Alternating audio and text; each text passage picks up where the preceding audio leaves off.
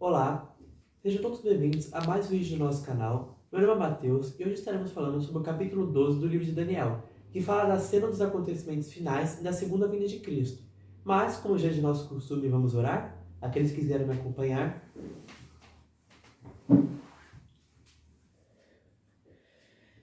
Senhor, Deus e Pai que habita nos céus, te somos gratos por tantos cuidados para com cada um de nós. Por favor, Senhor, nos perdoa e seja comigo nesta hora, e também com todos aqueles que estarão assistindo este vídeo. Nos concede compreensão sobre este tão importante assunto. Te pedimos em nome de Jesus Cristo. Amém.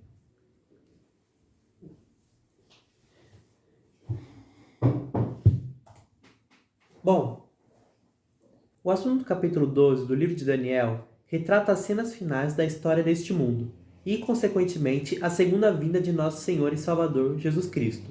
Daniel, homem de oração e muito amado por Deus, recebeu muitas visões da história deste mundo. Mas esta última visão, no entanto, a qual se inicia no capítulo 10 de seu livro, abrange em detalhes todo o período, desde os seus dias até o fim deste mundo, como o conhecemos.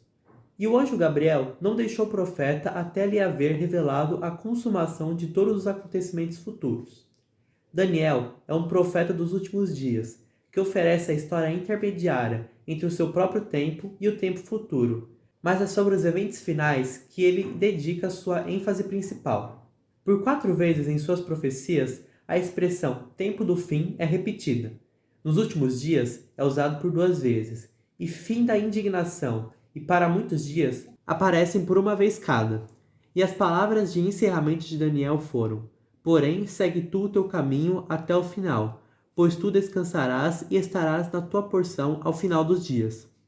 Assim, 9 vezes no decorrer do livro, é chamada a atenção para o fato de que a profecia aponta diretamente para a história do fim do tempo.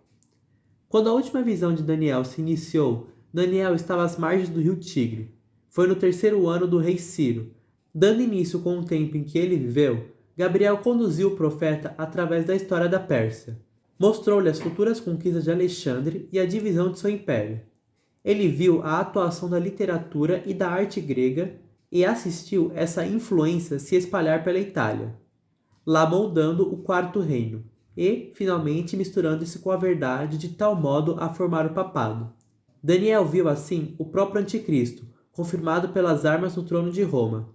Foi transportado para a Idade das Trevas, onde pôde ver a escuridão se espalhando, e com ela os horrores e atrocidades cometidos durante os 1260 anos de perseguição, até que a verdade foi então proclamada pelos reformadores, que, como um súbito clarão após uma tempestade, faz com que as nuvens, ao se afastarem, permitam que o sol da justiça resplandeça. Mas, novamente, a escuridão se tornou espessa, quando a França se tornou em um campo de batalha, onde o protestantismo contendia com o papado, fazendo que essa nação quase deixasse de existir.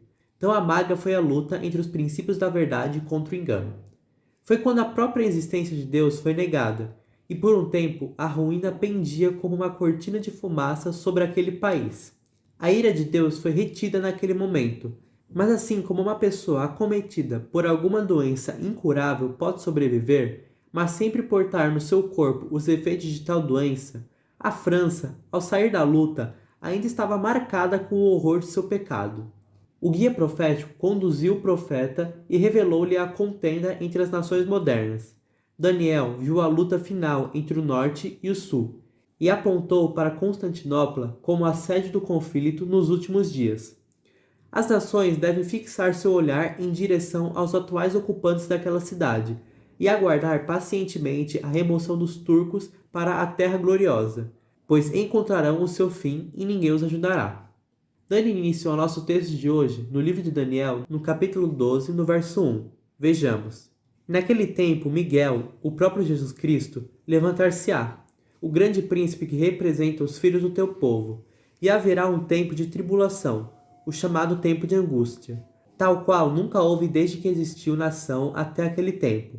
E naquele tempo o teu povo será libertado, todos os que forem encontrados escritos no livro. E muitos daqueles que dormem no pó da terra despertarão, alguns para a vida eterna e alguns para a vergonha e desprezo eterno.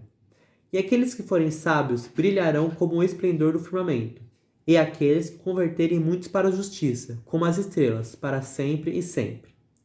Estes 3 primeiros versos apontam para o fim do tempo e para o advento da segunda vinda de Cristo a este mundo.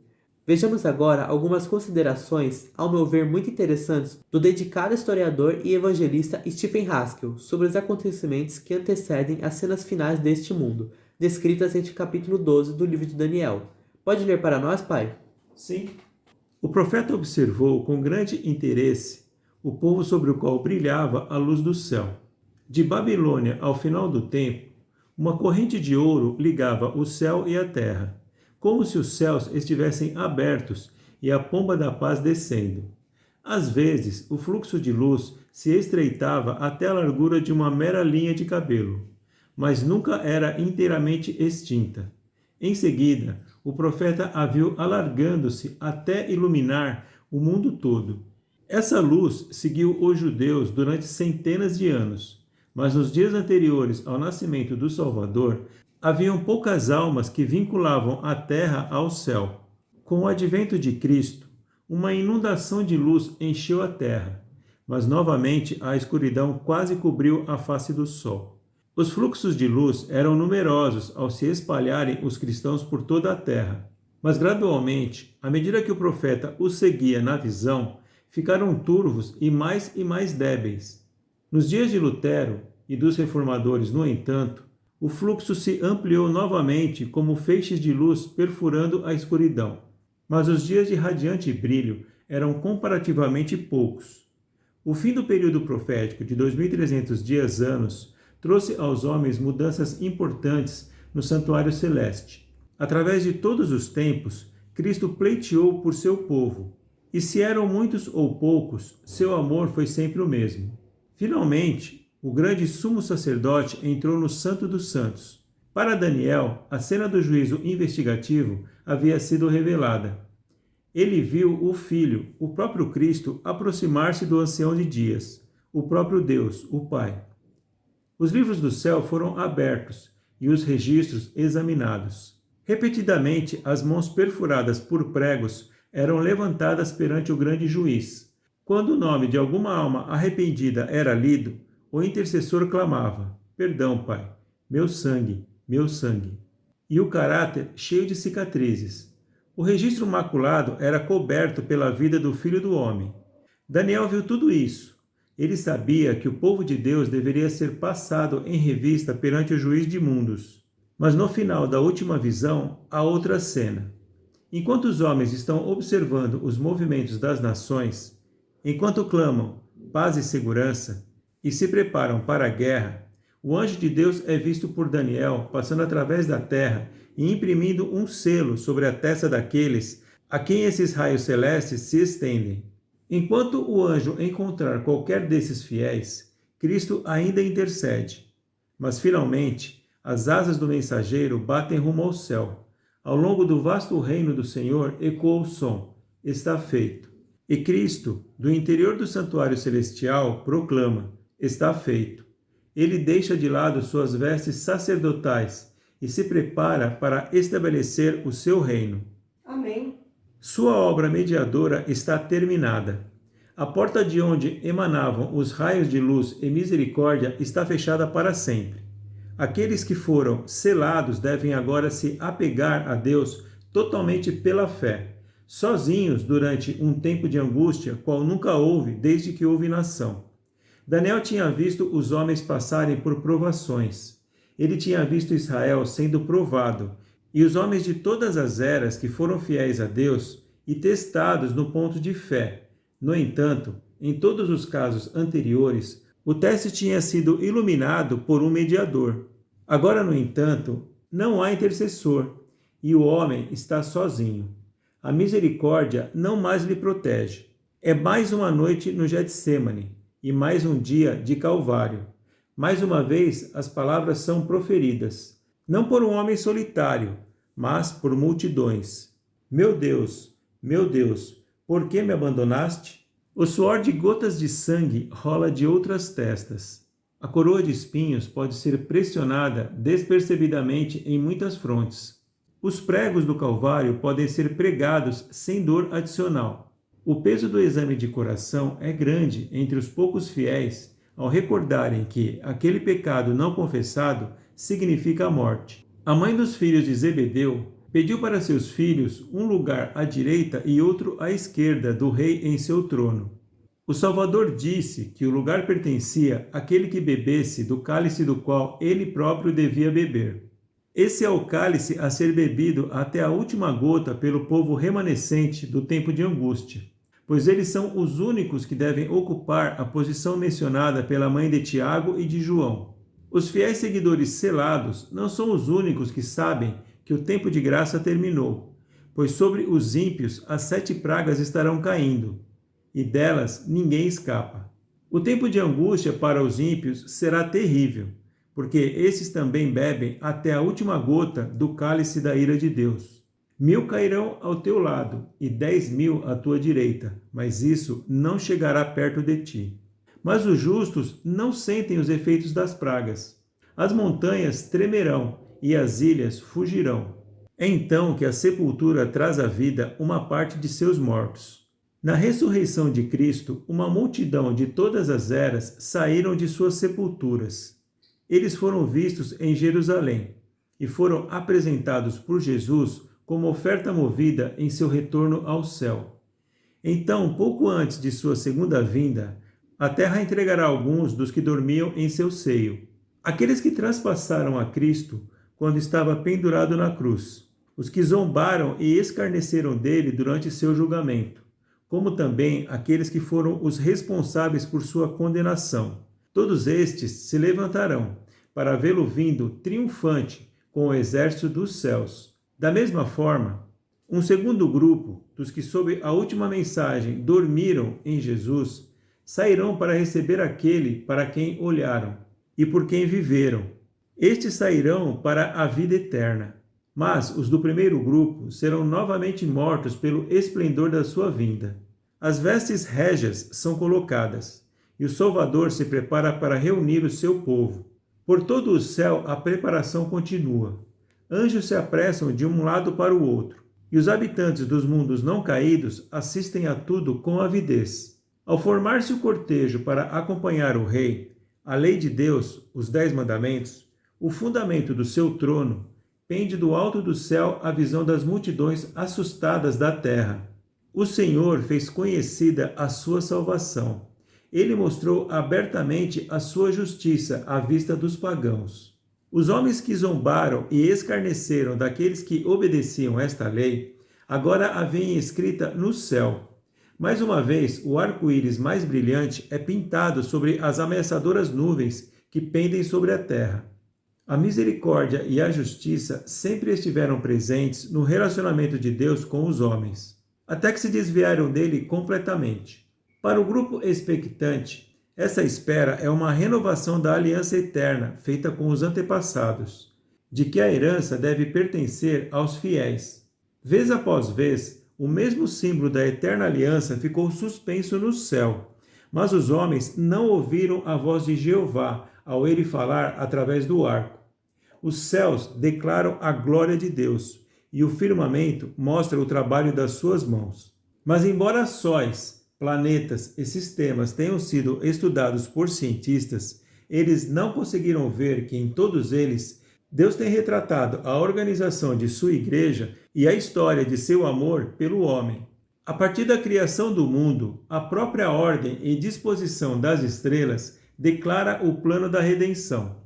Mas o homem, desprovido do espírito da verdade, não consegue entender o alfabeto da abóbada celeste. E conquanto a história tenha se repetido noite após noite, o homem não foi capaz de ver a lei de Deus no firmamento.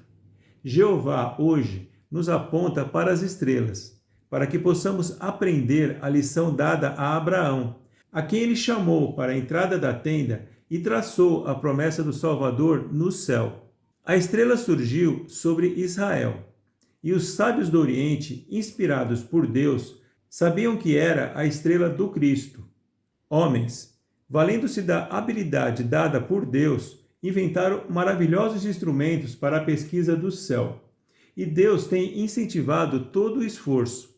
na esperança de que isso leve a uma compreensão da história divina ali escrita. Mas só bem poucos têm visto ou ouvido a lição espiritual transmitida. Daniel observava enquanto Gabriel prosseguia, e viu os céus se recolhendo como um pergaminho. Ele viu o sol irromper em toda a sua glória à meia-noite, um arauto do sol da justiça. Ele ouviu a voz do trompetista ao ecoar o som por toda a terra. Viu os justos mortos saindo em resposta ao chamado do Deus do céu. Saíram glorificados. Os poderes da sepultura foram rompidos. A terra não tem poder sobre eles, que são atraídos para o céu, subindo ao encontro do Senhor nos ares. Multidões, desde os dias de Adão até o fim dos tempos, se misturam com esse pequeno grupo, os que na terra estavam esperando e observando sua vinda. Juntos, avançam em direção às portas do céu.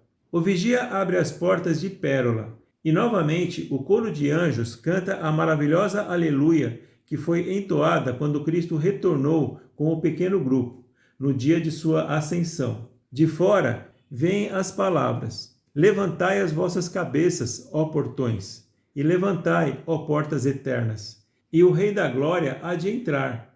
E do interior do cântico: quem é este Rei da Glória? O Senhor forte e poderoso, o Senhor poderoso na batalha. Levantai as vossas cabeças, ó portões, também levantai, ó portas eternas, e o Rei da Glória há de entrar.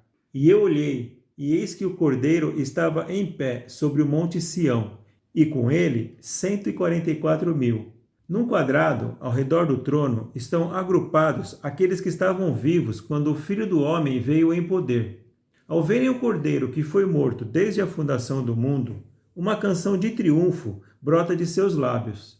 As abóbadas do céu ecoam, e aqueles cujas experiências pareciam tão diferentes, os quais haviam sido separados, esmagados, degradados, aqueles sobre os quais o pecado outrora havia imposto sua terrível mão, descobrem que suas vozes se fundem em perfeita harmonia. E a canção que entoam é com tanta emoção, com tanta profundidade de alegria e gratidão, que ninguém mais pode unir-se a eles. O louvor ecoa por todo o céu.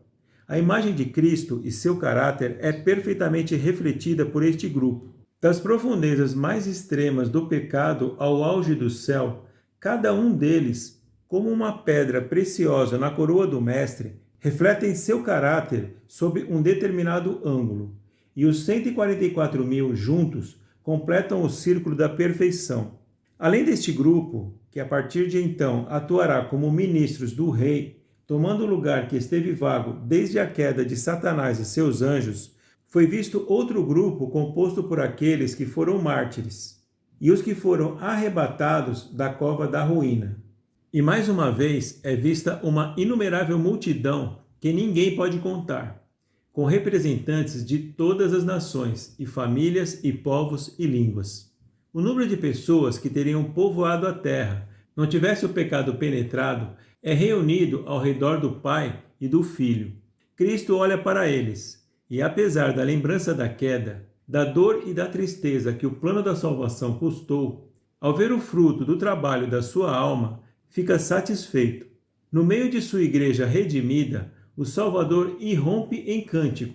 O pensamento do pecado e da tristeza são apagados, e o seu resplendor é como a luz. Ele tem raios saindo de sua mão, e ali está o esconderijo da sua força.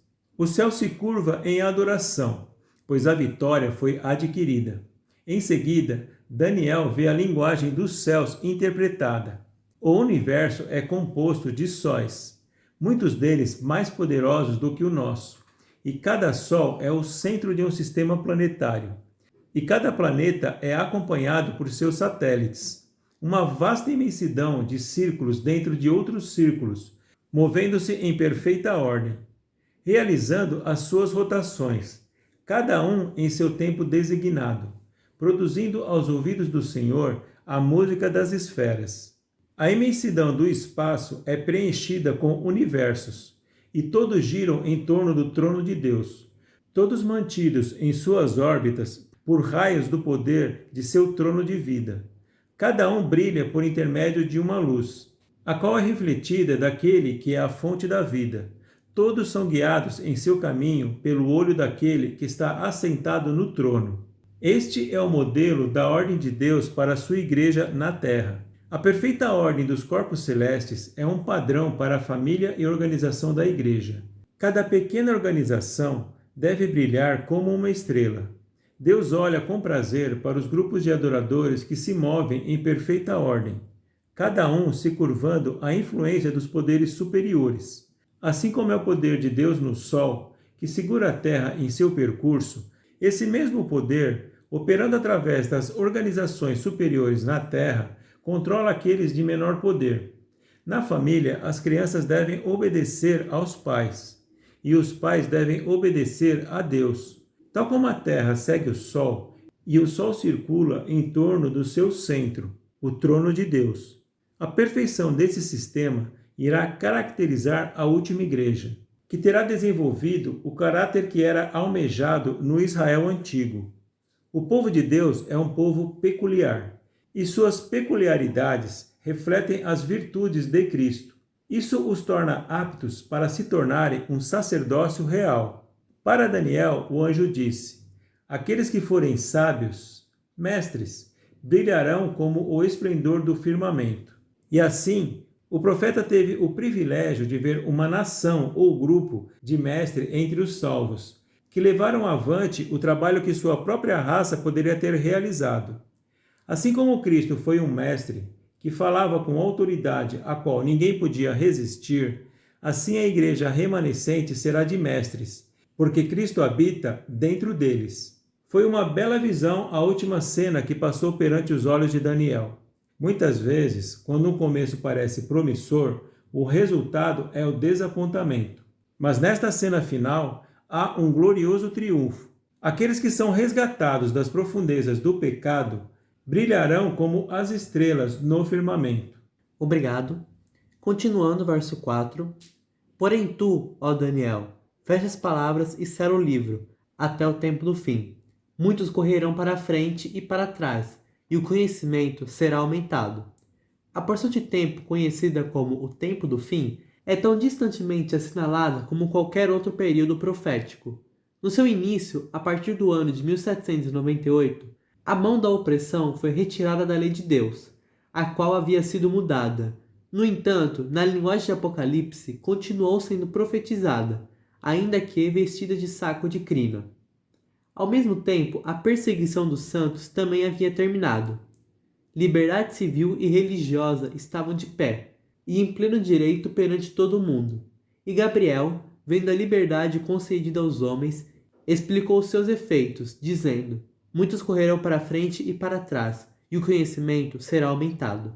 Nós que vivemos os dias de hoje, podemos ver claramente o cumprimento das palavras deste verso. A tecnologia à disposição de todos torna possível que o chamado Evangelho do Reino possa se estender rapidamente por todo o mundo. É como declara o livro de Eclesiastes, que Deus fez o homem reto, porém eles buscaram muitas invenções. E Deus o permite, para que sua verdade possa ser espalhada com rapidez, pois antes da vinda de nosso Senhor e Salvador Jesus Cristo, como declara o livro de Apocalipse, João viu outro anjo voar pelo meio do céu, tendo este evangelho eterno para pregar aos habitantes da terra, e a cada nação, e tribo, e língua, e povo. Pois antes que venha o fim, todos devem ouvir esta mensagem de advertência, para que só então vejamos o Filho do Homem vindo nas nuvens do céu. Assim seja. Amém. Sabem, desde o início da história da terra, o Senhor tem oferecido vida à nação que tornaria sua palavra a base de sua educação. Os anjos assistem com intenso interesse para ver se o homem irá cooperar com eles em usar esses vastos recursos e conhecimentos para se transmitir este evangelho eterno para o mundo. Os judeus se perderam como nação por causa de sua incapacidade em formar suas crianças de acordo com as verdades sagradas. E quando a igreja cristã herdou a promessa feita aos israelitas, ficou sob a mesma condição de ensinar todos os estatutos de Jeová a seus filhos. É como relata o evangelista Stephen Haskell em seu livro A História de Daniel, Profeta. Pode ler para nós, mãe? Sim. O tempo do fim é o período durante o qual o povo remanescente vai se desenvolver. E um grande meio para sua educação será um retorno aos verdadeiros princípios da educação. Do mesmo modo que educação cristã e vida saudável são revelados no primeiro vislumbre dado ao profeta Daniel em sua obra, assim também, quando ele está prestes a encerrar sua carreira terrena, quando ele vê os últimos dias da história da terra, um mensageiro especial de Cristo aponta para um povo fiel a esses mesmos princípios fundamentais. As pessoas que passam com segurança através do tempo de angústia, o qual encerra este último período profético, serão fortalecidas fisicamente pela estrita obediência por meio da fé a todas as leis do homem físico. E mentalmente, estes serão fortalecidos por uma educação de fé, que separará essas famílias das culturas do Egito, Babilônia e Grécia, e em vez disso, converterá os corações dos pais aos filhos, ligando-os todos juntos no amor de Cristo. O tempo do fim, este período em que vivemos hoje, é o tempo em que o conhecimento se multiplicará. E enquanto a confiança dos sábios do mundo se baseia em sua própria sabedoria, os fiéis seguidores de Deus irão se separar totalmente da educação mundana. Agora é o tempo para que os que são verdadeiramente sábios brilhem como as estrelas, cuja luz se torna mais evidente à medida que as trevas da iniquidade se aprofundam. É óbvio que toda a atenção de Daniel ficou centrada sobre os acontecimentos que Gabriel, o historiador de Deus, havia relatado. E quando o triunfo final da verdade for apresentado a ele, foi mostrado que o próprio Cristo estava perto do profeta e que os anjos do céu também estavam ouvindo o registro destes eventos. Tão intimamente ligados à terra estão esses seres celestiais, e tão fortes são os laços que unem os seus corações e interesses pelo homem, que quando Gabriel parou de falar, um anjo chamou a Cristo, que foi novamente visto nas águas da correnteza do tempo. Obrigado. Continuando, verso 5. Então eu, Daniel, olhei, e eis que lá estavam outros dois anjos, como acabamos de ver, relatado pelo escritor Stephen Haskell, dos quais um deles se tratava do arcanjo Miguel, o próprio Jesus Cristo, um neste lado da margem do rio e o outro naquele lado da margem do rio. E um anjo disse para o homem vestido em linho, Jesus Cristo, que estava sobre as águas do rio: quanto tempo será até o fim dessas maravilhas? E eu ouvi o homem vestido em linho, Jesus Cristo, que estava sobre as águas do rio, quando ele levantou a sua mão direita e sua mão esquerda ao céu, e jurou por aquele que vive para sempre, que isto será por um tempo, tempos e uma metade. E quando ele tiver cumprido a dispersão do poder do povo santo, todas essas coisas estarão terminadas. Os anjos têm esperado já por 6.000 anos para a conclusão deste chamado plano de redenção para o homem.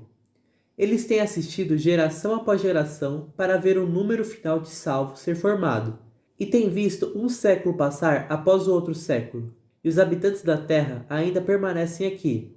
Não é de admirar que, quando o fim é dado a conhecer, um anjo venha a exclamar: quanto tempo será até o fim dessas maravilhas? Daniel já havia ouvido falar deste mesmo período por Gabriel, mas agora este período foi repetido pelo próprio Cristo, ao que ele indaga no verso 8. E eu ouvi, porém não entendi. Então eu disse: ó meu Senhor, qual será o fim dessas coisas? O coração do profeta estava pesado ao acompanhar a história das nações para o fim do tempo, e temendo que ainda pudesse ser deixado em dúvida quanto ao tempo para o cumprimento de tudo o que tinha visto, tal como Jacó, que em sua noite de luta se agarrou ao anjo, suplicou: ó meu Senhor, qual será o fim dessas coisas? Nenhum pedido feito por este homem de Deus havia sido deixado sem resposta. Tampouco seria ele agora deixado na ignorância acerca do tempo. Gabriel respondeu à ansiosa indagação em uma entonação suave. Verso 9. E ele disse: segue teu caminho, Daniel, pois as palavras estão fechadas e seladas até o tempo do fim. E em seguida se verificou que, até o tempo do fim, significava o mesmo que um tempo, tempos e uma metade, no final do qual a grande perseguição cessaria. Neste período profético de 1260 anos, que se iniciou no ano 538 d.C., a lei de Deus sofreu alterações. O sábado do Decálogo foi pisado pelos homens. Neste período, tanto a lei quanto a palavra do Senhor foram aprisionadas por um tempo, tempos e uma metade, pelo poder que se exalta a si mesmo, acima de Jeová, conforme descrito por Daniel. Este poder falará grandes palavras contra o Altíssimo, e irá consumir os santos do Altíssimo, e intentará mudar tempos e leis. E eles serão dados em sua mão até um tempo e tempos e a divisão de tempo. No entanto, a perseguição serviu apenas para espalhar o poder do povo santo, pois após o término deste período, no ano de 1798, quando se iniciou o chamado Tempo do Fim, tanto a lei de Deus quanto o seu povo foram restaurados, e desde então sua palavra, a Bíblia, tem circulado livremente entre as pessoas. As profecias foram estudadas, a mensagem do juízo de Apocalipse 14 tem sido proclamada, e em 1844, no encerramento dos 2300 dias-anos, a luz do santuário celestial brilhou, revelando o verdadeiro sábado do Senhor. Com o aumento do conhecimento, as maravilhosas verdades para o tempo do fim têm se espalhado de país para país, preparando assim o caminho para a segunda vinda do Filho do Homem. Verso 10. Muitos serão purificados e embranquecidos e provados, mas o perverso fará perversidades, e nenhum dos perversos entenderá, porém os sábios entenderão. Para que os dois períodos proféticos que tanto intrigaram a mente do profeta pudessem ser mais perfeitamente entendidos, que Gabriel disse, verso 11: E do tempo em que o sacrifício diário for retirado e a abominação da desolação estabelecida, isto é, em 508 d.C., haverá 1290 dias, até o tempo do fim, em 1798. E novamente no verso 12, bendito é aquele que espera e chega aos 1335 dias. Há então uma bênção pronunciada sobre aqueles que estão vivendo em 1843, pois a somatória de 508 mais 1335 chegamos ao ano de 1843, quando o selo foi então removido das profecias, e elas passariam então a ser compreendidas. Amém. A verdade é que muitos foram purificados e embranquecidos e provados, e o fato de alguns não entenderem não desmente as profecias, pois, a despeito de os perversos continuarem a fazer perversidades e não compreenderem, ainda assim os sábios entenderão. Amém. E mesmo quando todos tiverem a oportunidade de entender as profecias, ainda assim alguns vão insistir que o livro de Daniel ainda é um livro selado. As palavras de Cristo e Gabriel testemunham contra todos esses. É como nos adverte o livro de Apocalipse. Aquele que tem ouvidos, ouça o que o Espírito diz às igrejas. Aquele que vencer, eu darei de comer da árvore da vida, que está no meio do paraíso de Deus. Verso 13. Porém segue tu o teu caminho até o final, pois tu descansarás e estarás na tua porção ao final dos dias. O trabalho de Daniel terminou. A história do mundo foi escrita. Sua profecia permanece até o fim. Ele dormiu com seus pais depois de mais de 70 anos de serviço fiel nas cortes de Babilônia e de Susã. Os homens não puderam encontrar qualquer falha nele, exceto quanto à lei do seu Deus, que o chamou de homem muito amado. Nos últimos dias, hoje, ele permanece em seu posto como profeta, e as coisas reveladas a ele, juntamente com a revelação dada a João em Patmos, e os avisos de Deus enviados através do Espírito de profecia na igreja remanescente, vão orientar o grupo fiel de crentes através do tempo de angústia, e prepará-los para o aparecimento de Cristo nas nuvens do céu. Assim seja. Amém. Bom, é isso. Aqui encerramos essa série do livro de Daniel. Nós somos muito gratos ao Senhor por este privilégio de poder participar destes momentos de estudo com cada um de vocês. Temos a certeza de que fomos os maiores beneficiados, pois também aprendemos muito, mesmo porque, para podermos idealizar estes estudos, também tivemos que estudar e pesquisar bastante, mas sempre em espírito de oração. Esperamos que todos tenham gostado e principalmente adquirido uma porção de conhecimento, mas que toda a glória e honra e louvor sejam dados somente ao Criador. Assim seja. Amém. Amém. No próximo vídeo, meu pai estará falando sobre os princípios de saúde deixados pelo Senhor em sua palavra. E no meu próximo vídeo, se o Senhor permitir, estaremos dando início a uma nova série, agora sobre o livro de Apocalipse. Oremos.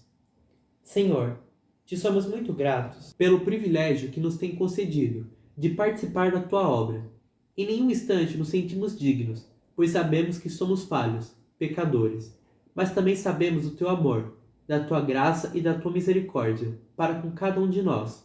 Por favor, Senhor, nos perdoa e nos abençoa, e quanto ao que não conseguimos explicar por nossas limitações, que o teu Santo Espírito possa complementar. Pois tudo te peço pelos méritos de Cristo Jesus. Amém.